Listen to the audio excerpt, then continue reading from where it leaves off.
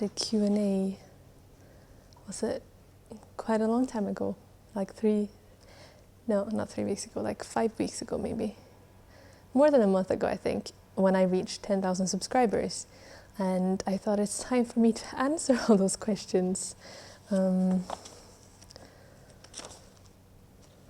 doing this from a lovely place, by the way, in Beijing. I will link to that in the description box.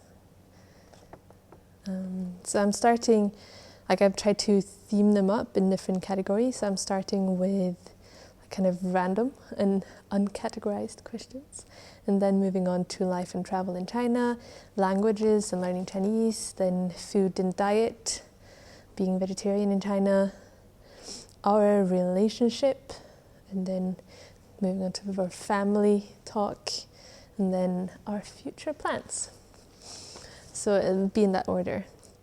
So I'm just starting. I'm gonna read the question and then answer it. Can you do more home cooking videos? Yes, I'm planning to do that, so I'm really glad there have been a few people asking that. What was your dream job when you were a kid, teen, and before I moved to China? So when I was a child, I loved pets and all animals, and my dream was to become a veterinarian or some sort of caretaker of animals. Then after that, my mom is a violin teacher. She always had a magazine coming about teaching, and I was always really interested in that. I was reading that, and I wanted to become a teacher probably until I moved to China, and then my life kind of changed. And so a veterinarian and then a teacher. I think sometime when I was like 13, I wanted to become a rock star as well. So, do you meditate or exercise to help face the challenges or problems in daily life? No. I want to do more exercise, want to do more yoga, because I really like yoga, but I haven't done it. How old are you and your husband? I am 29 and my husband is 30. No, I am 29 and my husband is 28. I don't know why I said he was 30. He's 28. He's 1 year younger than me. How tall is your husband? My husband is 184 or 185 centimeters tall. What was your major at university? So I had a lot of different majors. I started out with psychology because I really liked psychology. I thought it was interesting. Also studied a really cool course called parapsychology.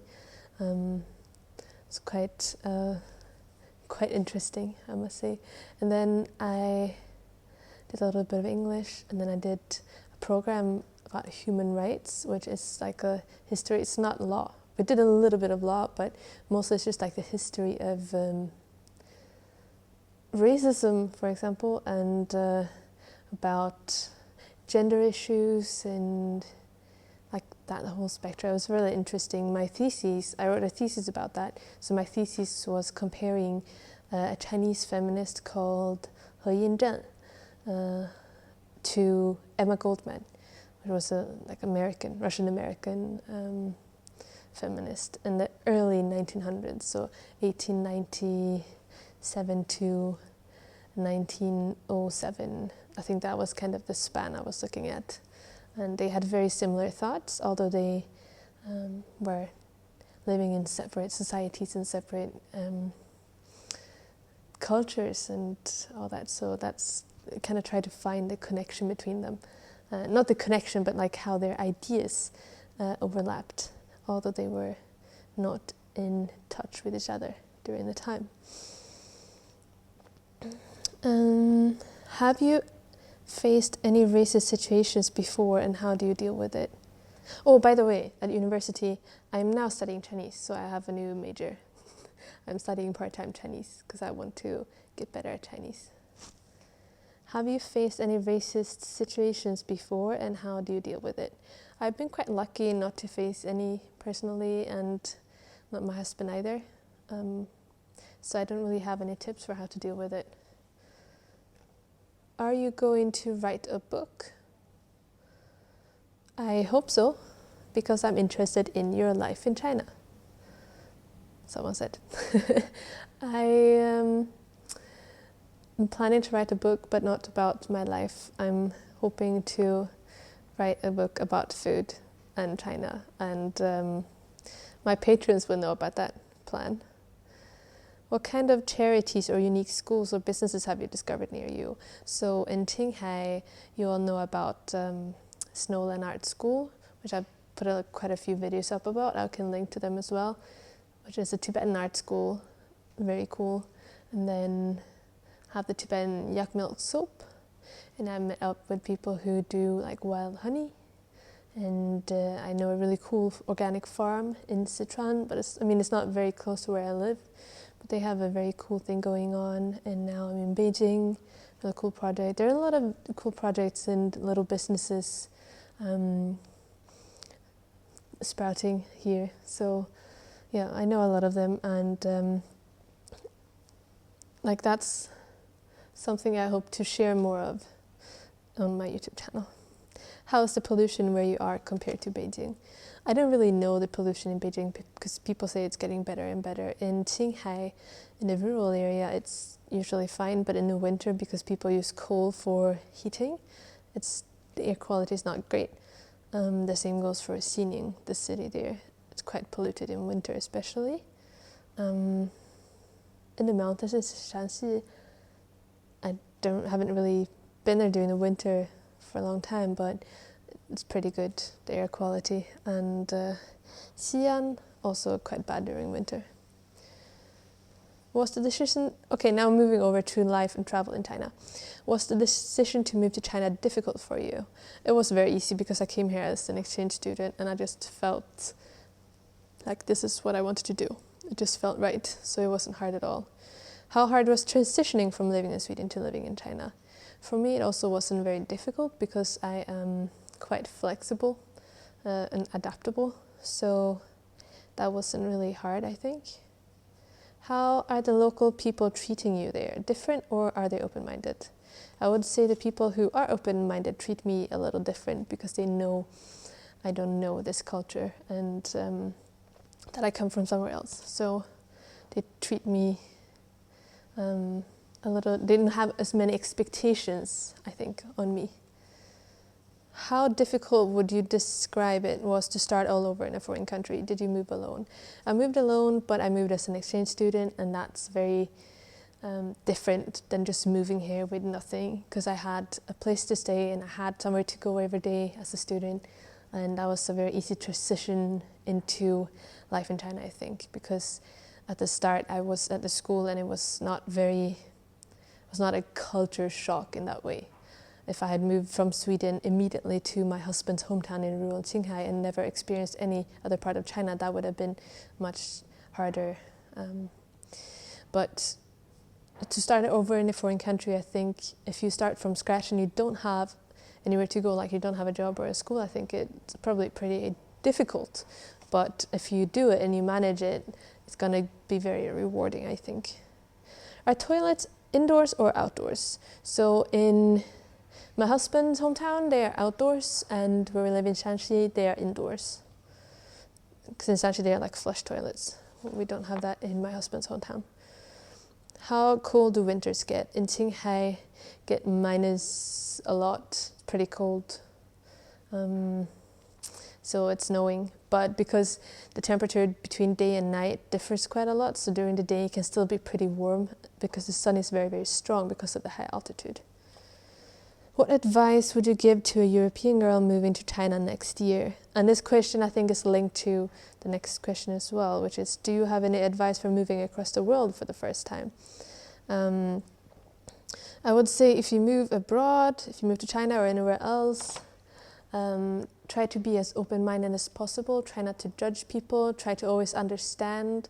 If they do something that you think is weird or bad, just try to understand why they do it, and just be open-minded, and that way you will learn a lot more about both yourself and about the culture you're in. And then I would advise anybody to go here, who goes here to China or anywhere else in the world, to try to learn the local language, at least a little bit, so you can communicate a little bit with the locals And then anything more, I would say try to make local friends.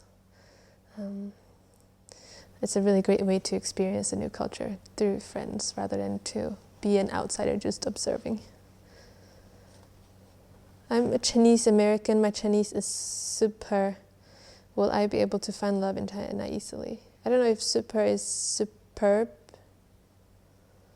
or the meaning, but I think regardless if your Chinese is good or bad, it's not easier to find love here than anywhere else. But if you have good Chinese, of course, it's easier to communicate with other people. So it'll be easier to communicate with.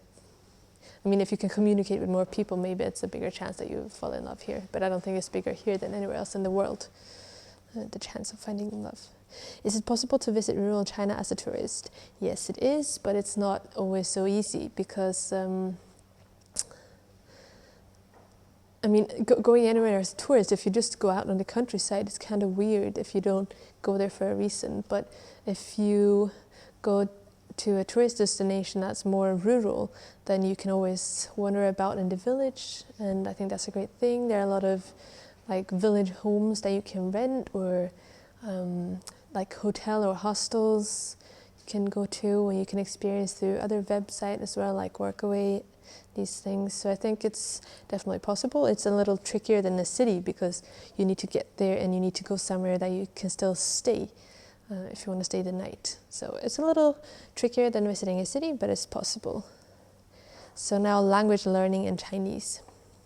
How hard is Chinese for you? How is your Chinese? And how good can you speak Chinese, and how did you learn it? So I think Chinese, it's a different learning than learning another language with the same alphabet as I'm used to.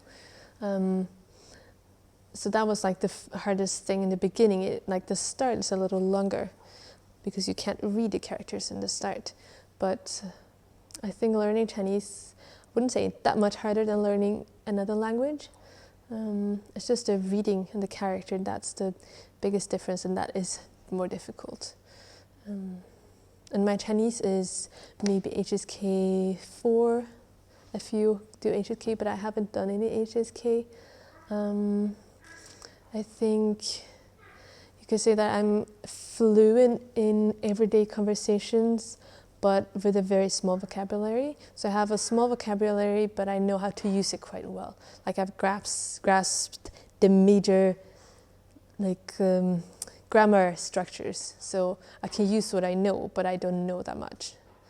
How long did it take you to learn Mandarin? How long did it take you to learn to speak Chinese functionally?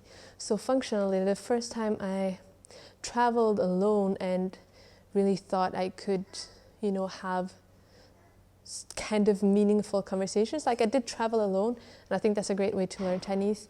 After about half a year of studying full-time Chinese, and that was okay. But I think not until almost a year, or like a year one and a half semester, almost 2 semesters, I traveled to Sichuan, and that's like when I felt like I could actually talk and have meaningful conversations, like quite advanced conversations, but in a very, very simple language. So through like very simple words and a lot of hand gestures, we could have quite deep conversations. So I think about a year is a good way to think about it. If you want to learn Chinese well, don't do just 1 semester. I would recommend anyone to do a year. So how to learn Chinese easily? I think the best way is to be in China. Go to China and learn Chinese and try to use it in your daily life. Like try to integrate it into what you're listening to, kind of music, the TV shows and films you're watching, and try to be outside, travel alone, and just be in China and be in the language and use it as much as possible. When it comes to remembering hanzi, I think I don't really have a good answer. Just read a lot and try to learn all the different parts of the character, what they mean. It will be a little easier to remember how to write it. Your native language is Swedish. How often do you get to use it in China? This is a girl who's afraid she'll lose her mother tongue, Hungarian. 几点现在？10点半. Oh, okay, I need to go. So I'll finish this later. But okay, I'll just do the 2 other language questions. I don't think you will lose your mother tongue, but if you can speak it, try to like make sure you talk to other, like your family, your friends back home. I'm speaking Chinese every day now to my son, which is great. But before that, I only spoke if I would call my parents, because nobody else speaks Swedish here. But I don't think you're gonna forget it, but you might sometimes struggle for words, because you'll forget certain words sometimes, but it will come back to you. I wouldn't worry about that too much. And what language are you raising Sansan with? Like I said, I speak to him in Swedish every day, so that's the language I raise him with. I try to speak only in Swedish, and that's like how we decided to do it. I will speak only in Swedish, and my husband will speak in his dialect and in Mandarin. And then as a family, I speak to my husband in Mandarin, but I'm trying to not do it to Sansan, because I think I'm his only source to Swedish, and I need to take care of that part. Like, that's my big responsibility, to teach him Swedish.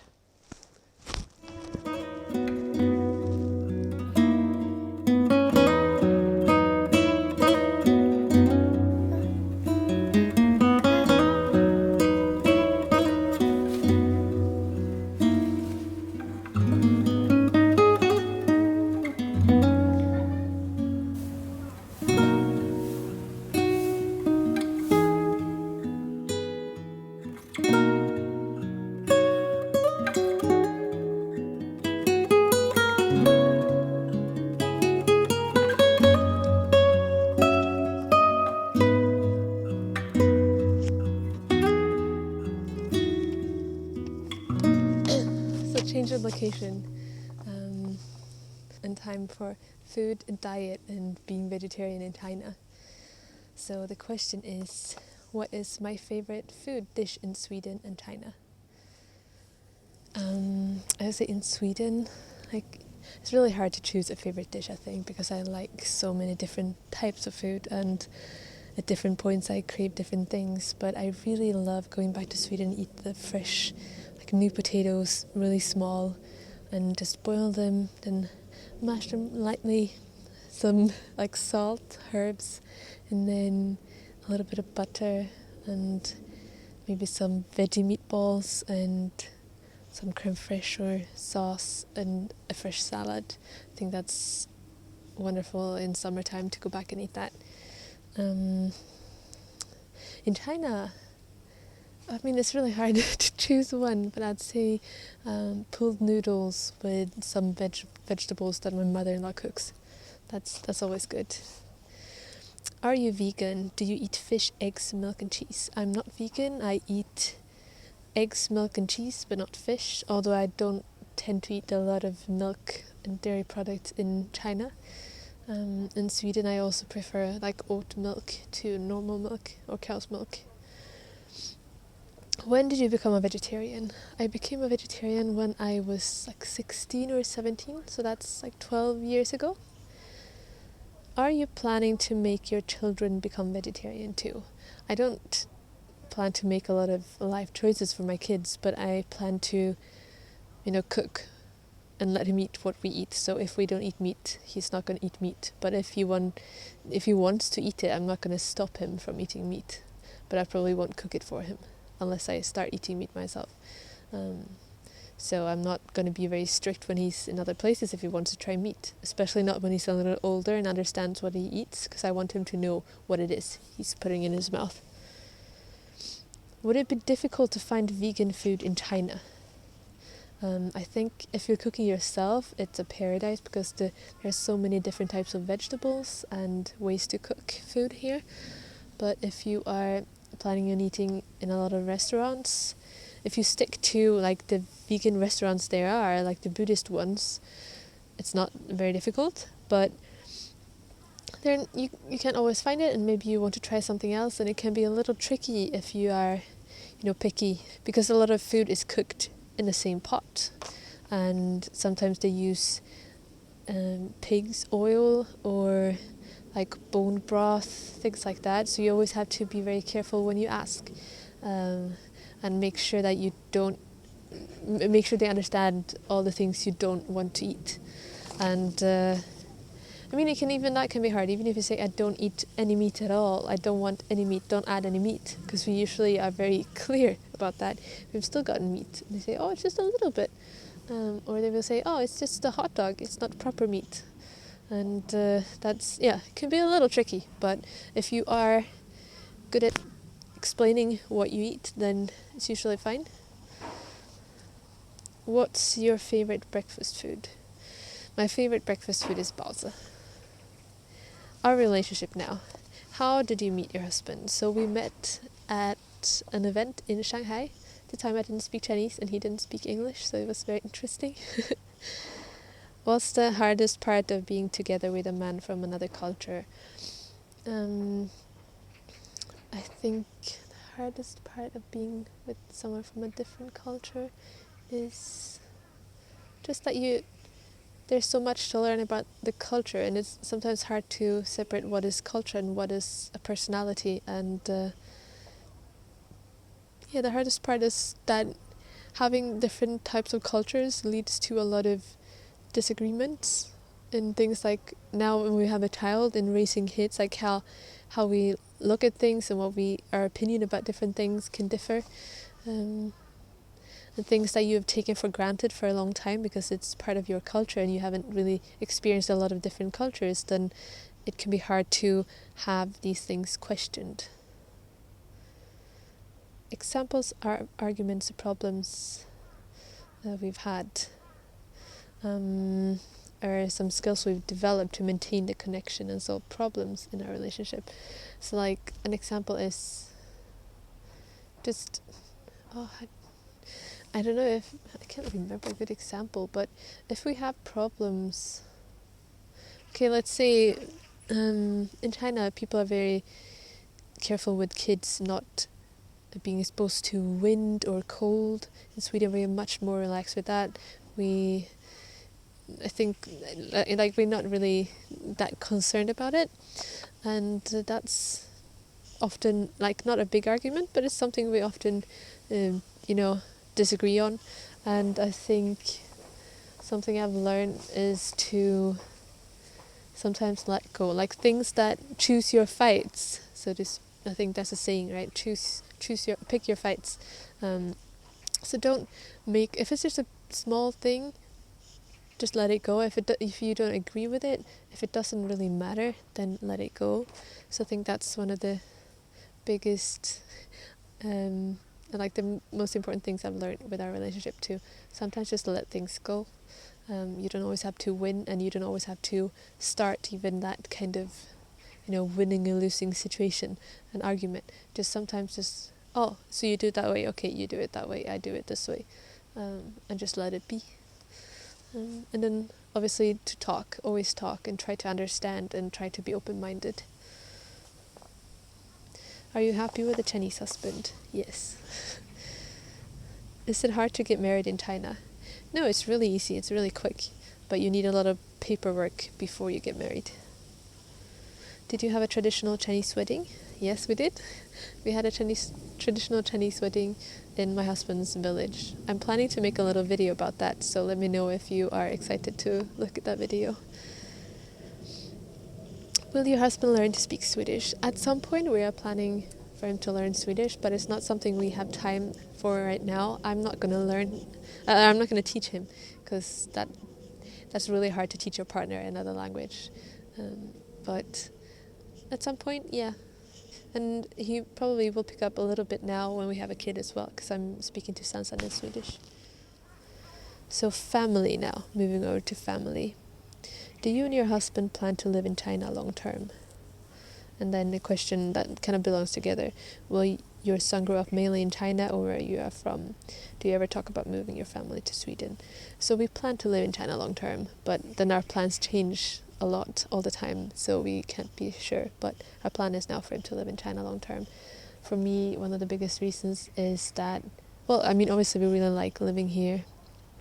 We enjoy our life in China, and I speak Chinese. My husband doesn't speak Swedish or English, and for our son as well, I want him to learn to write characters well, so I would like him to go to school in China. Is it possible to treat both cultures equally important when raising a bilingual child?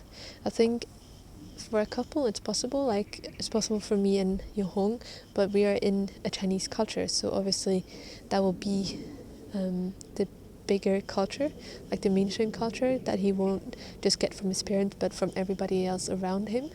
So in a relationship I think it's possible to treat cultures equally, but in a society where one culture is the norm, it's going to be harder to have them equal.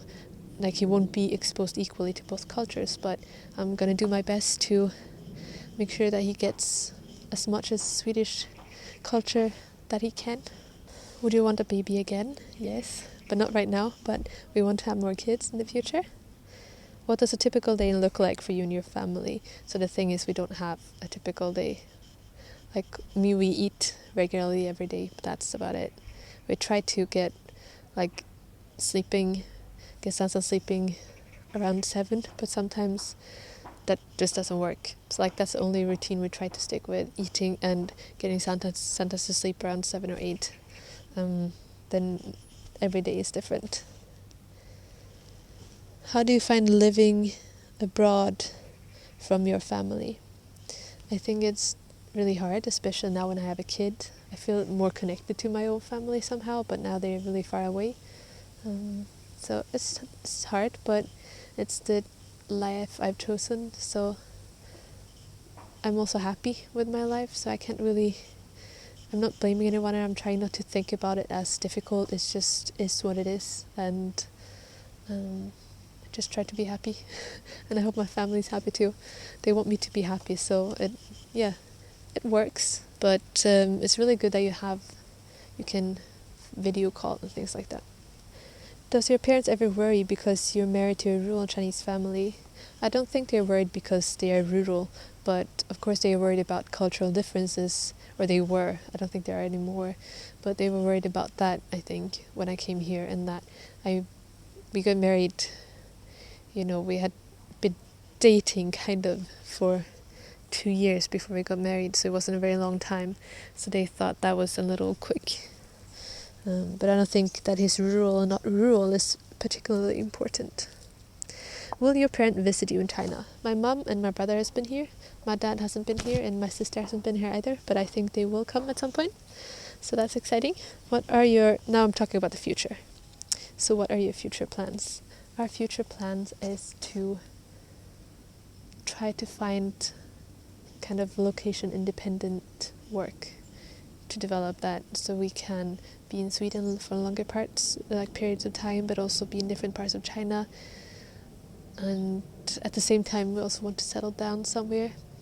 So our idea is to settle down somewhere, and then when, for example, the garden is sleeping, we can be in other places, or we can have someone look after our plants and whatever we grow, because we really want to have a place where we can grow our own vegetables and have just a peaceful life. Oh yeah, and the next question is, do you have plans to move to the Chinese countryside one day and have a plot of land?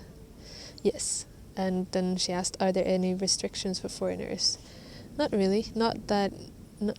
In some parts of China, like in Qinghai, there are places you can't go as a foreigner. So, we can't settle down in my husband's hometown because I'm a foreigner. But mostly, there are no restrictions for foreigners. So hopefully we can do that.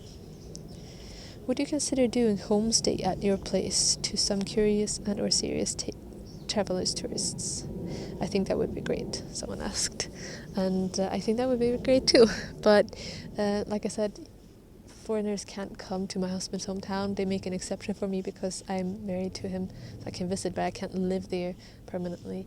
And I think I don't think they would approve of having tourists coming. So that would have to wait until we found our little dream home, the rural China where we can settle down. Then I would love to have a little homestay. So yeah, that was my questions, and yeah, that's all. Bye.